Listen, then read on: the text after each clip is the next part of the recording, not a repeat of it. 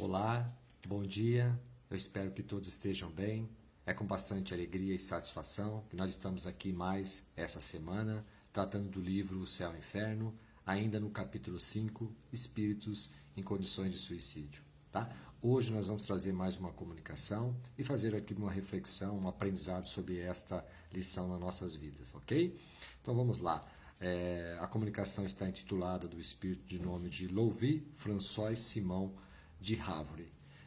A comunicação seguinte foi dada espontaneamente numa reunião espírita em Havre em 12 de fevereiro de 1863. Começa assim a comunicação desse espírito, tá? Será que tereis compaixão de um pobre miserável que sofre há muito tempo torturas tão cruéis? Ó vazio, ó espaço, eu estou caindo, socorro! Meu Deus, tive uma vida tão miserável. Eu era um pobre diabo. Sofria com frequência de fome na minha velhice. Sofria, e é por isso que começara a beber, que tinha vergonha e desgosto de tudo. Quis morrer e joguei-me. Oh, meu Deus, que momento! Por que então desejar acabar comigo quando estava tão perto do fim? Orai, para que eu não veja mais sempre esse vazio abaixo de mim. Vou me despedaçar nessas pedras. Suplico-vos, vós que conheceis as misérias daqueles que já não estão aqui embaixo, dirijo-me a vós, embora não me conheças, porque sofro. Por que querer provas? Eu sofro, não é o suficiente? Se eu tivesse fome em vez desse sofrimento mais terrível, mais invisível para vós, vós não hesitaríeis em me dar um pedaço de pão. Peço-vos para orar por mim. Não posso ficar mais tempo. Perguntai a um desses bem-aventurados que estão aqui e sabereis quem eu era. Orai por mim. E aí ele finaliza com o nome François Simon Louvet, que é o nome desse espírito que se comunicou. E aí, dando sequência a essa comunicação, o guia do médico que estava presente na reunião fez um comentário a respeito desse espírito comunicante, né, que se suicidou. Então, veja como foi. O guia do médico, ele diz o seguinte: esse que acaba de se dirigir a ti, meu filho, é um pobre desgraçado que tinha uma prova de miséria na terra, mas o desgosto tomou conta dele. Faltou-lhe a coragem. E o desafortunado, em vez de olhar para o alto, assim como deveria ter feito, entregou-se à bebedeira. Desceu aos últimos limites do desespero e pôs fim à sua triste prova jogando-se da torre de Francisco I em 22 de julho de 1857. Foi a data que ele cometeu o suicídio, né? Tende compaixão de sua pobre alma, que não é avançada, mas que tem, entretanto, suficiente conhecimento da vida futura para sofrer e desejar uma nova prova. Pede a Deus para lhe conceder essa graça e fareis uma boa obra, né? Essa é a orientação do guia do médium, dizendo ali, naquele momento que o espírito se comunica, pedindo auxílio, pedindo oração, dado o sofrimento que ele se encontra, né? E aí tem mais um relato, né? Logo em seguida, dizendo o seguinte, né? Foi feita uma pesquisa, né? Foram feitas pesquisas e encontrou-se no Jornal de Havre, no dia 23 de julho de 1857, o artigo seguinte, cujo conteúdo é este. Ontem, às 4 horas, as pessoas que passeavam no mole ficaram dolorosamente impressionadas por um horrendo acidente.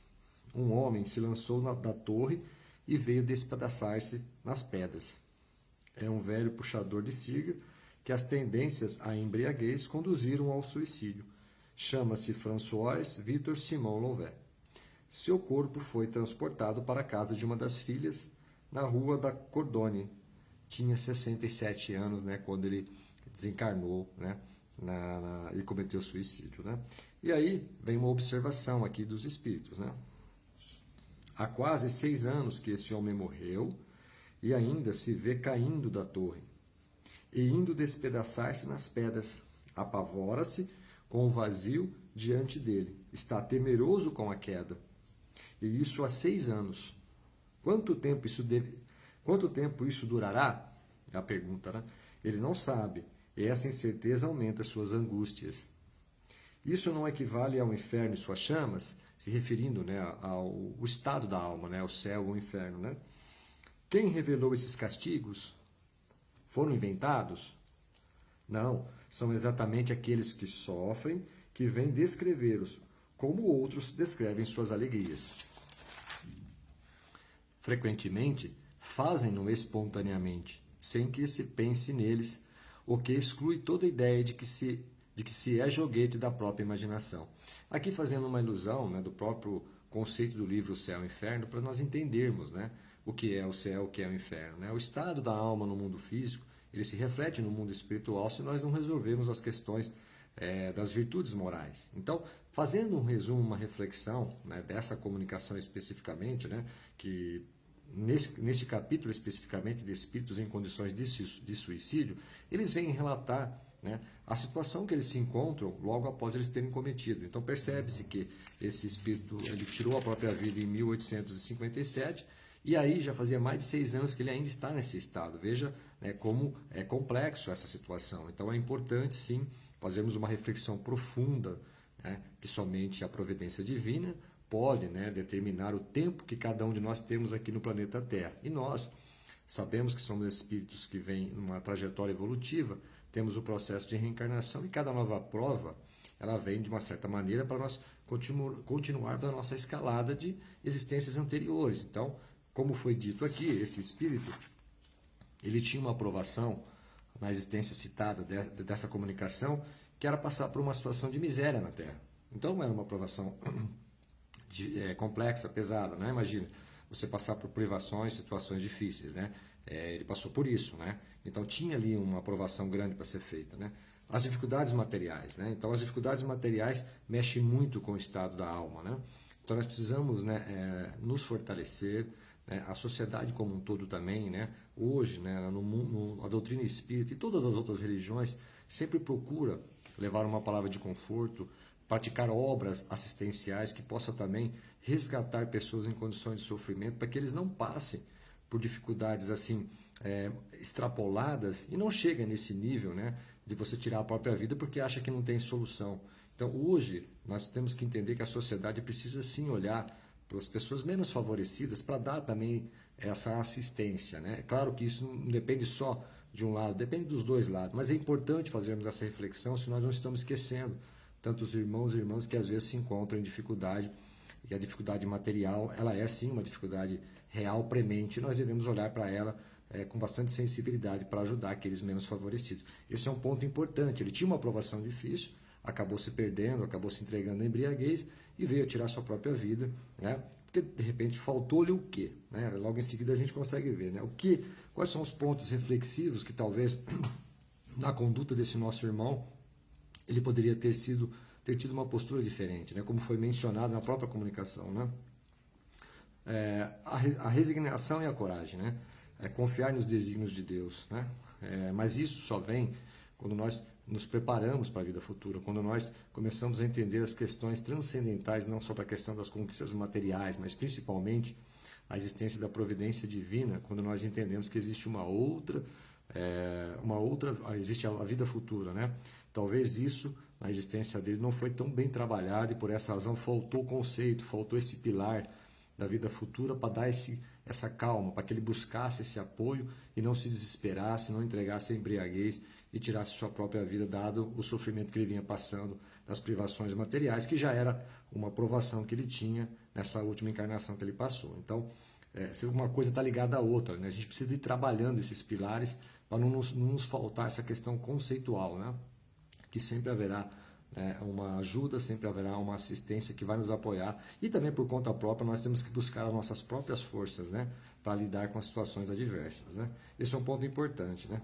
Outro ponto importante também que é comunicado, que ele tem conhecimento suficiente da vida futura para se corrigir e pedir nova prova. Ele vem pedir oração, que já ali mostra de uma certa forma que ele despertou e está percebendo, né, o que ele fez, né, um ato, né, que vai gerar uma consequência, evidentemente, né, porque acabou ali antecipando o seu tempo na Terra, mas já mostra ali um certo arrependimento e ele buscando ali a reparação, uma nova aprovação, para que ele possa passar por essa aprovação que que pelo jeito, né, como ele não terminou na existência anterior, ele vai precisar reparar isso, né? Mas ele tem que se fortalecer, se preparar para que ele possa realmente dar sequência nessa prova dele, né? Quando nós fazemos a oração à providência divina para lhe dar essa graça, olha, veja, nós somos uma família universal, então nós não podemos deixar de nos sensibilizarmos com os problemas dos nossos irmãos e irmãs. De alguma maneira, Deus nos colocou aqui uns para com os outros, para crescermos juntos. Então, a oração, o sentimento, a prece sincera e verdadeira emana fluidos de bem-estar, dando força, dando suporte para que essa pessoa possa se reequilibrar na sua frequência, né? E comece a ter, né, esse sentimento, né, que a gente chama que é o amor verdadeiro entre nós, para que ele possa superar essas dificuldades, né? Então, quando a gente olha, né, o livro O Céu e o Inferno, especificamente nesse capítulo de Espíritos em Condições de Suicídio, nós temos que entender que o estado nosso psíquico influencia muito, né? E para isso nós temos que dividir o equilíbrio entre a vida material, né, que são as conquistas, as expectativas e as frustrações que nós temos na nossa vida material, e saber que se alguma dificuldade, se algum obstáculo muito grande está na nossa frente, nós devemos buscar o entendimento, nós devemos buscar esse aconselhamento com a nossa doutrina, com os nossos estudos, e pedindo sempre a providência divina para que possamos ser inspirados e ajudados para atravessar possíveis problemas que todos nós estamos sujeitos, né?